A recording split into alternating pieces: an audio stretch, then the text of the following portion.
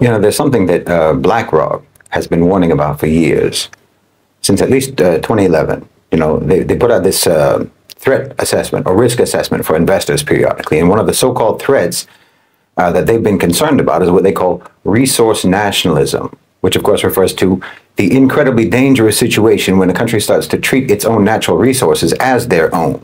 When countries commit the ideological crime or the ideological error of imagining that they should have sovereignty over their own resources and that their own people should benefit from those resources, because of course the required understanding is that their resources do not belong to them and belong by default to multinational corporations and Western investors.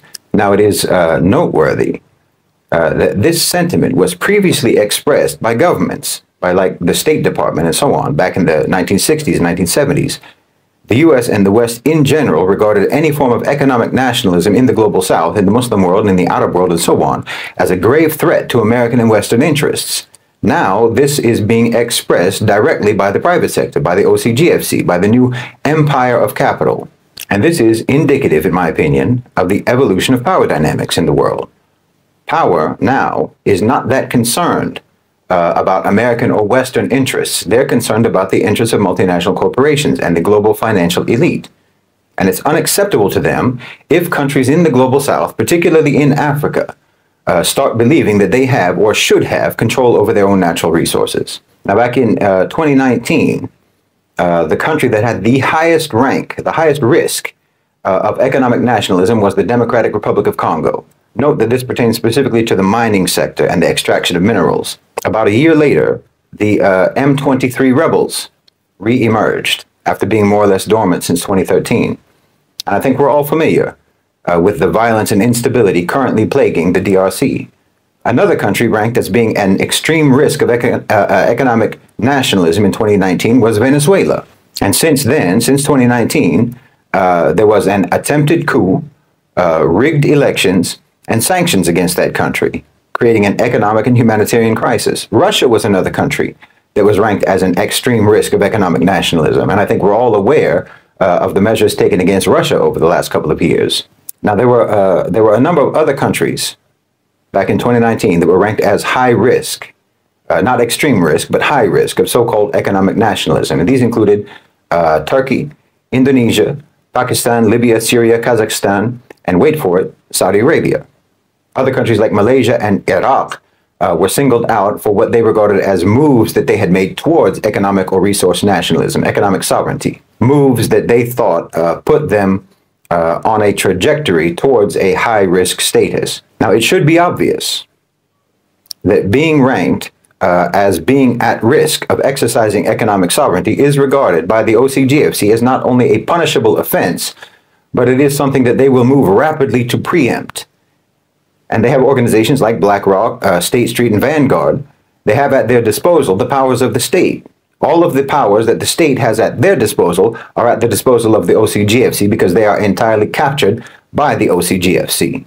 So what that means is that confrontation, negotiation, conflict, or diplomacy today is going to be primarily carried out between the governments of the Global South and Western private sector power, not between their governments and the governments of the West. Because imperialism today operates differently. Imperialism today is carried out by an a-national private sector. The owners and controllers of global financialized capital represent a collective emperor, a collective colonizing power that itself transcends any single state or grouping of states. They don't need the money now. They don't need the money and the resources that they extract from colonized countries to necessarily flow to this country or to that country. They just need it to flow into their corporate accounts, their profit margins, their dividends, and so on. They don't need the US to control anything, or the UK to control anything, or Europe to control anything. They just need their investors, their shareholders, their companies to control things. These officials of the empire of capital are not particularly interested in the standard of living of America, or of the UK, or of Europe, and so on. They have taken the logic of neoliberalism, and they see no reason why Western countries should be exempt from that logic. Their societies can be bankrupted and exploited too. Their populations can be oppressed and enslaved too. Their countries can be sabotaged and destabilized too if it's profitable. And the converse is also true. the countries of the global south can improve their standard of living. They can be less exploited, they can be stable, and so forth, as long as the OCGFC, the Western-based OCGFC, are profiting. Economic nationalism, however, resource nationalism, poses a threat to this new imperialism because it has the potential of cutting them out of the picture. And if they think they're going to be cut out of the picture, then they'll just burn the picture. They will mobilize state power, which includes national militaries, intelligence agencies, and so-called international institutions like the UN, the WTO, and so on. They will mobilize those to terrorize the economies and the societies of any country that they think is trying to shut them out. So whenever you see military action being taken, or whenever you see what appears to be subterfuge or subversion or covert destabilization in a country in the global south, and that indicates to me that that's a country whose government has diplomatically and strategically failed to negotiate its sovereignty with the OCGFC. Because just as in the past, American power, Western state power, could not be ignored, could not be safely defied in a bold and unilateral, uncompromising manner without it resulting in an invasion or a coup or an assassination. So too today, the owners and controllers of global financialized capital and entities like BlackRock and Vanguard cannot be ignored. They cannot be defied, and they cannot be entirely sidelined without disastrous results. Like it or not, these are the power dynamics that exist in the world today. This is the new shape of imperialism and the new shape of anti-imperialism. You know, historically, colonization in the Muslim world, the technique of colonization included recruiting or coercing the collaboration of local authorities, local elites, local officials. Anti-colonization movements then tended to arise from the lower classes, from the grassroots, because elites were compromised. The elites were subordinated, but they were still the elites in the society. They were still the authorities. And the common people still respected that social order to one extent or another, and they still utilized and benefited from that social order, from that traditional authority structure in one way or another. This, combined with the fact that historically revolutions generally tend to be revolts by the lower classes, it fixed in our minds the idea that any sort of anti-colonization, anti-imperialist movement must be a grassroots uprising, or anyway, that it should at least begin from there, even if intellectuals and middle class and upper class elements eventually integrate into those movements. The idea is set in our minds that that revolutions are undertaken by the peasants, you know, basically marching with their pitchforks against the rich. Now, there's still an element of this thinking that's still true today, but the dynamics around that are different, and the strategy and the impact are different from the old days. Today, I would argue that for the global south, and certainly for the Muslim world, the most effective, the most efficient, the most impactful anti-imperialist struggle is not being led by peasants storming the palace, but rather it's being led by the palace itself. But they're approaching it very tactfully, very diplomatically, not in an overtly confrontational way, but more through negotiation and compromise. But not the kind of compromise, mind you, that reduces their sovereignty. Rather, it's the kind of compromise that increases their sovereignty without that sovereignty seem threatening to the OCGFC. Now, this may seem like a weak or an unsatisfying approach for an independent struggle. But you have to understand that until now, there never has been negotiation. Until now, our countries had to just take dictation. They didn't get to negotiate. They couldn't negotiate concessions from Western power. They just had to concede to Western power. But that's not what's happening now. That's not what's happening today. Now, our countries are setting terms and conditions, and they're making demands, and they're getting concessions. And this is only possible because countries like Malaysia, like Indonesia, like the UAE, Saudi Arabia, Qatar, and BRICS are dealing with the OCGFC. We're involved in the transition of the global economy, the pivot of the global economy to the global south. The nature of that pivot is not being dictated by the West. It's being negotiated between our governments and the owners and controllers of global financialized capital. And we are securing greater and greater degrees of economic sovereignty and political independence thereby. Because again, demographics are on our side, and time is on our side. And that's why this whole pivot is taking place in the first place, because the collective West have birth controlled themselves into irrelevance. They divorced themselves into irrelevance. They two-income householded themselves into irrelevance. And they materialismed themselves into irrelevance. They prolonged adolescence, destroyed their families, and disincentivized procreation to the point that they're not even worth it anymore as a worker or a consumer pool for business to be interested in serving their interests. So the pivot to the Global South is happening by necessity. And this is a weak starting position for the OCGFC in terms of negotiating with the countries of the Global South, because they're in a position of need. So when I said that colonization operated by coercing the collaboration of local authorities, local elites, local rulers, and so on, you should not lose sight of the fact that those authorities did not necessarily embrace or welcome their own subordination. As I've said many times, no one wants to be a slave, especially when your title is Sultan or Emir or King, and you're used to being the boss. But they had to accept it. And very often they had to accept it as the only way, by accepting it, it was the only way that they could in fact retain their titles and their relative authority.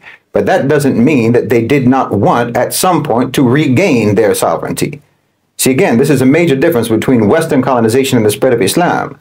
The moment a colonized country has the opportunity to free themselves from Western domination, they do it. They do whatever they can to get out from under Western control. But that wasn't the case with the countries that Islam spread to, because the spread of Islam was not colonization. I mean, when the West came to our lands and colonized us and took over, that would have been the perfect opportunity for them to renounce Islam, to declare themselves to be liberated from Muslim colonization. Well, obviously, that's not what the response was. The West subjugated and Islam uplifted. That's the difference. So the leaders, the elites, the authorities, and so on in the Muslim world have acted in the past. Yes, they have, as clients of the West. But in fact, they were hostages. Colonization and Western violence and the threat of violence made them hostages. But I'm telling you, they've been plotting their escape all along. And not only have there been rifts now developing between the hostage takers, but our side has become stronger too. See, there's always a mastermind, and then there's the henchmen. There's the one with the brains and the ones with the brawn. The Americans thought that because they have the brawn, that they were the leader of their criminal organization, but the mastermind has always been the owners and controllers of global financialized capital. Now that mastermind is making a new deal, and he's switching sides. He's discovering that it's more lucrative to partner with us than to ransom us. So the dynamics are changing. It's like that scene in the movie King of New York, when the young street thugs want to steal Frank White's wallet on the subway, and he gives them some money, and he offers them a job instead. Well, in this scenario, the thugs are the OCGFC, and Christopher Walken's character is Saudi Arabia and the UAE and BRICS. It's better for you to work with us. That's what they're understanding. And the deals that they're making are leveling out the subordination aspect. And are, in fact, it's resulting in giving us the upper hand. But giving us the upper hand in a non-threatening, mutually beneficial way. And that's very savvy and it's very cunning. And it makes anti-imperialist liberation actually sustainable. Because look, it didn't have to go this way. There were so many opportunities that have been seized that could have been lost. So many moves that could not and would not have been made if our countries were actually client states and not hostage states. And there are so many mistakes that were not made that could have been made. Because the OCGFC did not initially want things to go this way. They wanted the pivot south to just be another wave of total colonization, total subjugation and pillage. Of course, that's what they wanted. And their racism, their bigotry, and their supremacism made them think that our people were stupid, that our people were lazy, that our people were uninformed and clueless. They thought we didn't know what's going on in the world. They really thought that we were all brainwashed. They thought, just like a white slave owner in the American South, when a slave would smile at him, he actually thought that it meant he was happy and content with his situation. They thought that we were satisfied being subordinate and being exploited. They thought that we're all primitive and simple-minded and just accepted our servitude to the West as just some part of just some sort of a natural order. That's really how they think. They're so convinced of their own supremacy that they genuinely think that everyone else is inferior and deficient. They think we don't know how the world has changed. And they think that we are unaware of the fact that the West is running on fumes at this point. But the oppressed know their oppressor better than the oppressor knows himself. And the fact is, it's impossible for the oppressor to ever really understand those whom he is oppressing, because from the outset, he has to lie to himself about the oppressed anyway. He has to himself believe in a lie of his own creation about those whom he is oppressing, just so he can justify oppressing them. But the oppressed know their oppressor very, very well, intimately well. And we can see that you aren't what you used to be. We can smell it. We can sense it.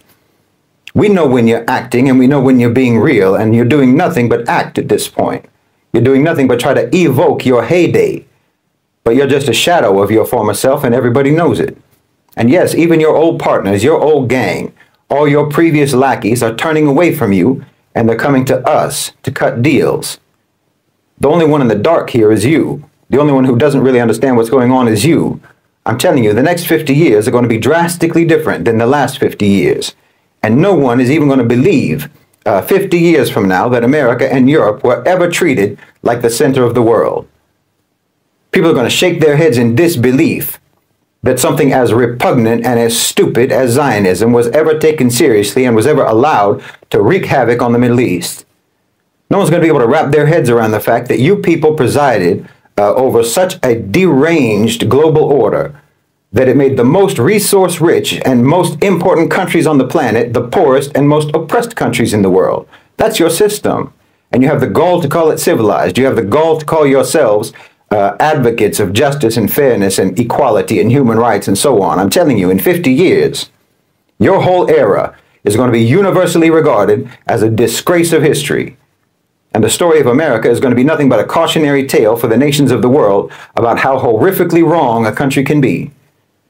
By your lack of integrity, your lack of morality, your lack of honesty, your lack of decency, your lack of humanity, you're going to become nothing but the epitome, the comprehensive reference point for everything that a country must never be. And that ultimately, in my opinion, is what America is going to actually contribute to the world. Nothing but the worst possible example that everyone will commit themselves to never repeat.